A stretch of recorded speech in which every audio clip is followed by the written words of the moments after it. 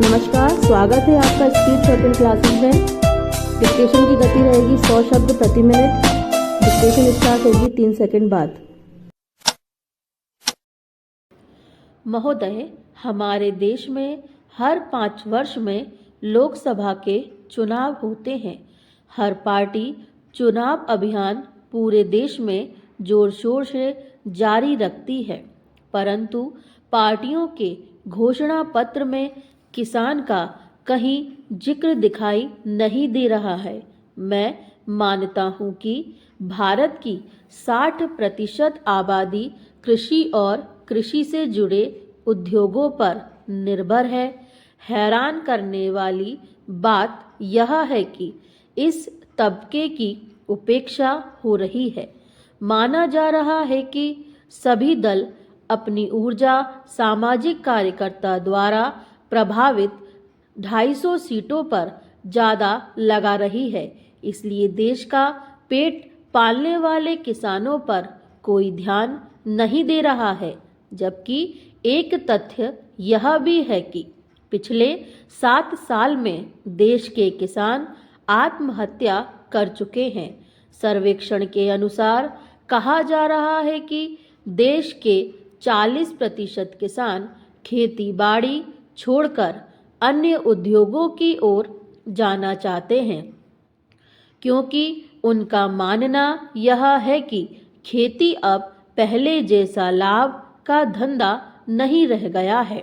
पंजाब इसका ज्वलंत उदाहरण है, जहां अधिक से अधिक पैदावार पर जोर दिया गया और इसके बावजूद एक किसान परिवार की औसत मासिक आय 5,000 रुपये प्रति माह मुश्किल से पहुंच पाई है, जो कभी किसान परिवार के लिए सभी स्रोतों को मिलाकर आय प्रतिदिन 165 रुपये थी। जहां राष्ट्रीय स्तर पर कर्जदार किसान परिवार का औसत बकाया कर्ज 25 रुपये था, वही अब 2 गुना हो गया था। पैराग्राफ। सघन खेती ने कृषि का मूल आधार मिट्टी, पानी, जैव विविधता और जलवायु को गंभीर नुकसान पहुंचाया है। रासायनिक उर्वरक और कीटनाशकों के अधिक प्रयोग से हमारी मिट्टी की उर्वरता नष्ट हो गई है। हमारी 25% जमीन क्षारीय और जलीय हो गई है। हमने रासायनिक तत्वों के अधिक उपयोग से पानी और खेतों को जहरीला कर दिया है, खेती को अस्थिर बना दिया है। इससे देश के बहुत से हिस्सों में गंभीर पर्यावरण से संबंधित, स्वास्थ्य से संबंधित समस्याएं पैदा हुई हैं। खेती से जीवन यापन तभी संभव है जब मिट्टी, पानी, जैव विविधता और ज्ञान का संरक्षण किया जाए। एक समस्या यह भी है कि कम या ज़्यादा वर्षा, असमय वर्षा और जलवायु परिवर्तन से भी खेती प्रभावित हो रही है। आज दुनिया के अंदर खेती करने के लिए आधुनिक तकनीक का इस्तेमाल हो रहा है। हमें भी आधुनिक तकनीक की शुरुआत करनी होगी। किसानों को ट्रैक्टर, पौधों को रोपाई करने के लिए और फसल काटने के उपकरण आसानी से मिलना चाहिए। अब खेती किसानी से संबंधित आवश्यक यंत्रों पर आयात शुल्क और उत्पादन शुल्क घटाना और अनुदान देना जरूरी हो गया है, ताकि छोटे किसान भी उन्हें खरीद सकें। कृषि यंत्रों के साथ साथ कृषि मजदूरी में भी सब्सिडी का प्रावधान होना चाहिए, क्योंकि कृषि मजदूरी की समस्या भी उत्पन्न हो गई है। देश की सिंचाई परियोजना के संबंध में ऐसा बताया जाता है कि पिछले 20 वर्षों में पूरी नहीं हो सकी है। राज्य सरकार सक्षम होते हुए भी मौजूदा सिंचाई परियोजनाओं का ठीक ढंग से रखरखाव नहीं कर पा रही है। जरूरी है कि राष्ट्रीय राजमार्ग प्राधिकरण की तर्ज पर राष्ट्रीय सिंचाई प्राधिकरण बनाया जाना चाहिए और सिंचाई परियोजना के लिए धन मुहैया कराने के लिए सरकारी बॉन्ड आदि जल्द से जल्द जारी किए जाने चाहिए। पैराग्राफ।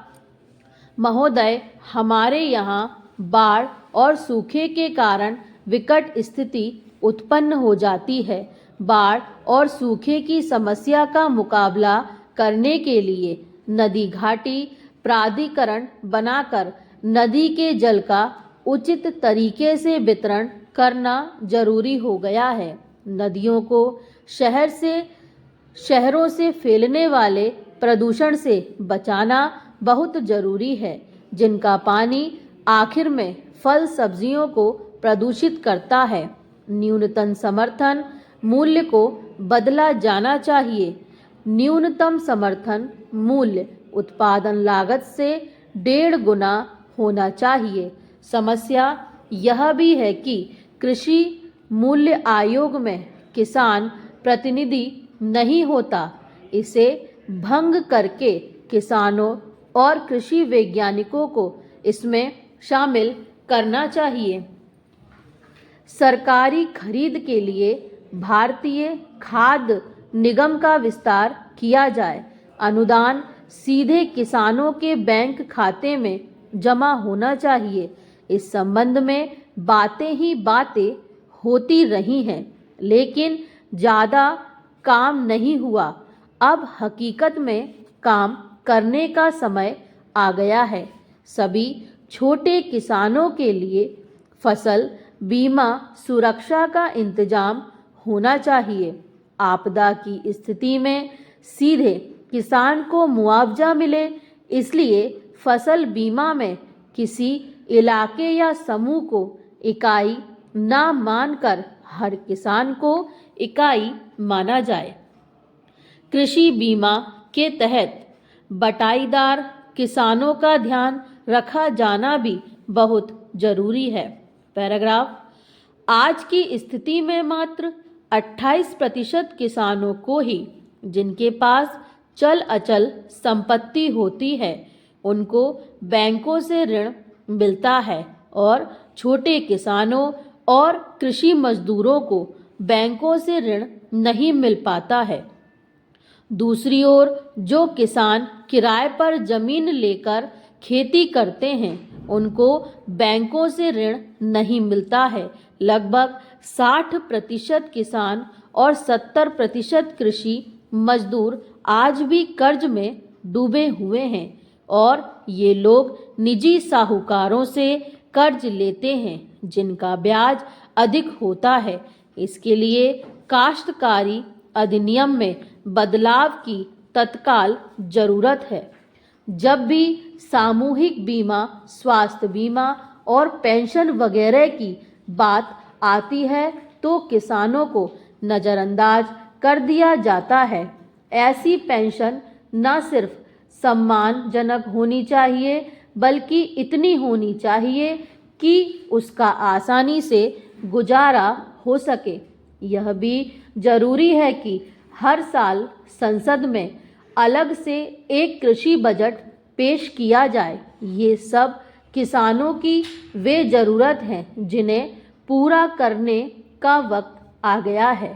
प्रमुख राजनीतिक दल किसानों की ओर ध्यान नहीं दे रहे हैं। दलों के घोषणा पत्रों में ऐसे मुद्दों को जगह दी जानी चाहिए।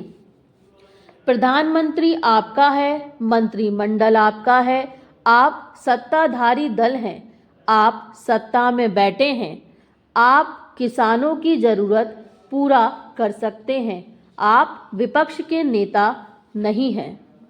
स्टॉप। ऐसी ही डिक्टेशन पाने के लिए हमारे चैनल को सब्सक्राइब कर लें। धन्यवाद।